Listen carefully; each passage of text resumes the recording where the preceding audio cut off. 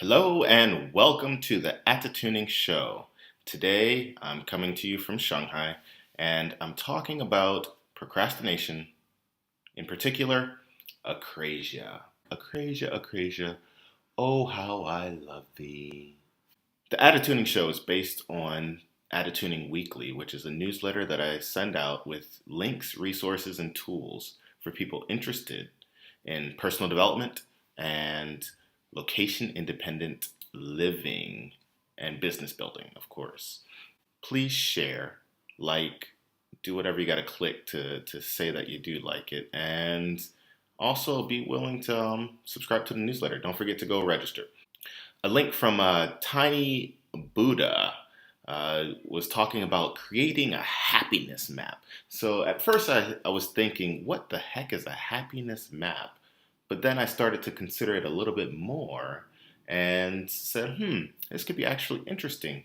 Could I potentially map out my happiness? And one of the tips that actually stood out to me was the step number 3 about expressive writing to explore what doesn't feel good. So that's kind of interesting to think about what doesn't feel good. When we will actually map out what doesn't feel good, that can actually be empowering because we know things that we want to avoid, or we know that we can anticipate when certain things are happening, how to move out of it.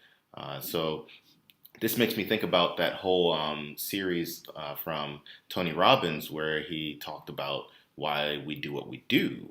And, he said, first you got to understand your preferences. And once you understand your preferences, then you got to define your map, or what's called a blueprint map.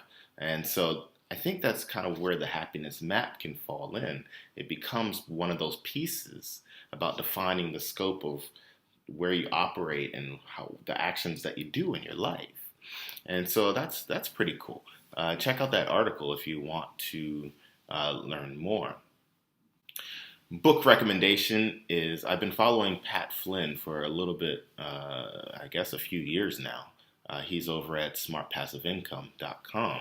This guy is kind of the king of affiliate marketing and getting affiliate income. So for those who are the location independent business builder or blogger, this is a resource that you might want to get into. His book is called Will It Fly? And it's all about testing your idea before you actually jump in. Now, this does resonate with me. For so long, I was a wantrepreneur. The kind of person that says, yes, I want to start this business. I want to do that idea. I'm going to create this thing.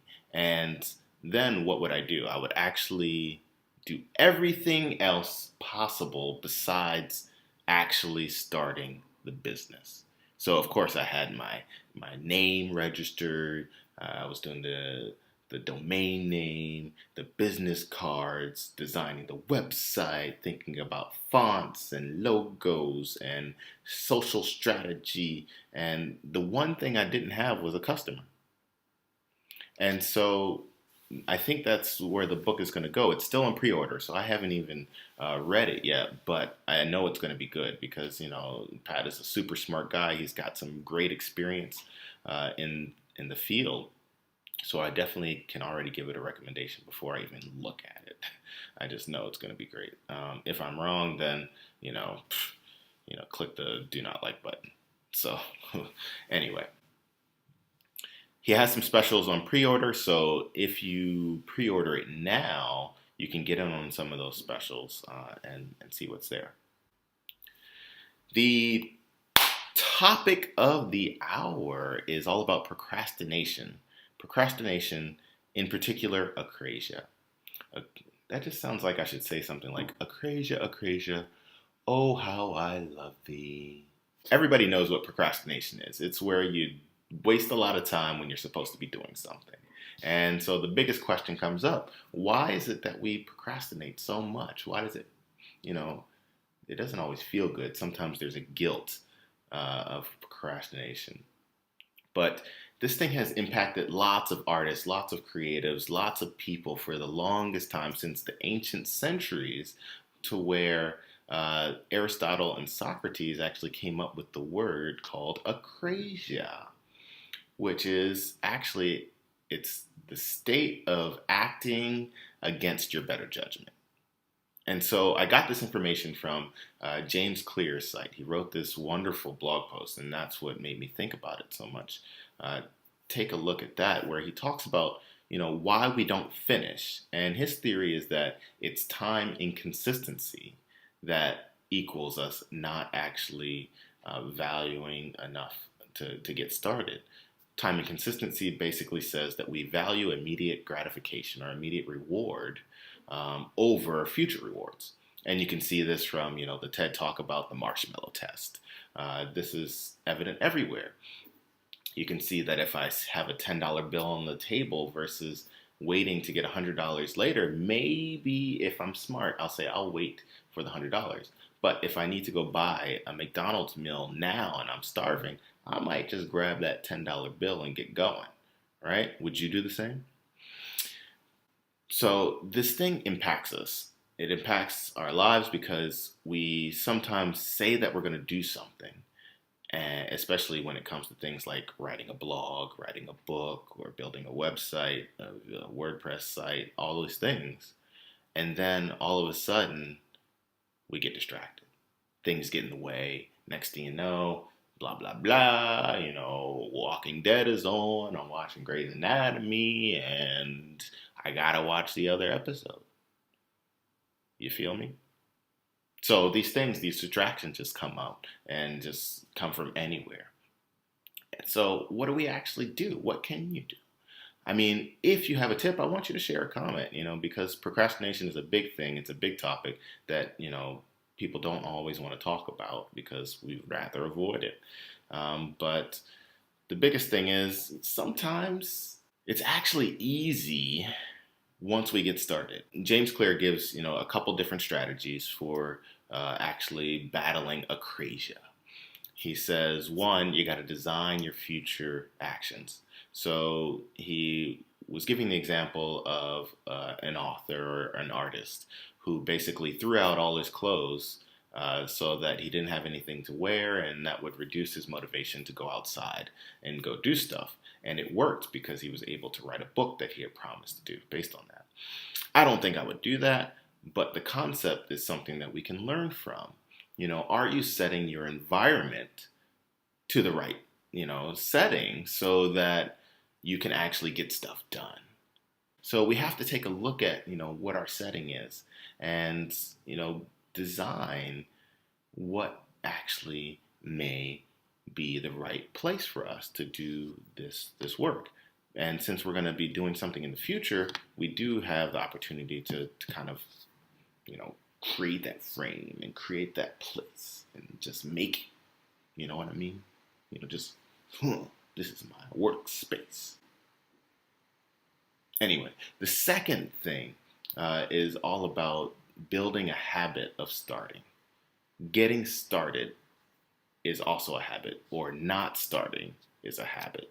And if we can build a habit of getting started, I think, we can eliminate almost 85% of the procrastination issues. Because a lot of times the guilt and the pain of procrastination really outweighs the actual doing of the work. For me, it's a lot of admin work that really causes me to procrastinate.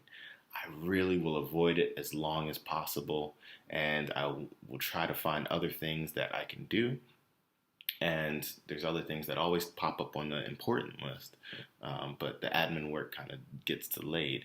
So what I have to do is I have to kind of create a admin work routine. I have a pre-work routine for my admin stuff where I have to do some push-ups, do my shoulder exercise, warm up, and then turn on some music to do my one song technique. I just have to create this environment and for doing this type of work because I know how much I loathe it. Usually once I've started, I just kind of keep going. The engine just keeps running. But that's my experience, and I would love to hear your experience if you want to share that. The third thing I want to share is not from James Clear, but actually from Chase Reeves, His website is Ice to the Brim, I believe, and I'll put it in the show notes. Uh, that he introduced me to a technique, two techniques in particular. One is to separate your planning time and your doing time. A lot of times when we try to do a plan and the doing at the same time, like, okay, what do I have to do now? Let me do it. It creates a setup and a trigger for getting distracted, because as you start to plan, other ideas pop into your head, because you're in this planning and strategy mode. And so you're thinking about that other future thing that you said you were going to do, that other, future trip that you were planning to take, that other business idea that you were planning to go for. And, you get distracted. During that planning time, you're planning what you're going to do. And to plan what you're going to do is the second technique that I learned from him, called VINO, VINO, but you really only use the three letters, VNO, verb, noun, object. That's the way to create a task in such a small, minute way that is almost impossible not for you to do it, for you to even think about what you have to do. You break it down to such a small thing that you do not have to think about it. Let me give you an example. When I say, okay, I've got to do these meeting minutes, it's still broad enough where I actually will get into planning mode again. Like, okay, what do I actually have to do for the meeting minutes? And so if I narrow down that verb of what a specific action I have to do, so like the smallest thing, like sometimes I get as small as I need to open the meeting minutes document on my computer, right? Because, even that starting is painful for me. And if I skip that step, it'll never get open.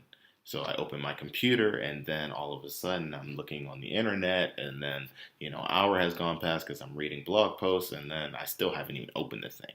So I try to create an action like open the meeting minutes agenda or meeting minutes thing. Now, review the agenda, the decisions in the parking lot, add updates for this, and then done.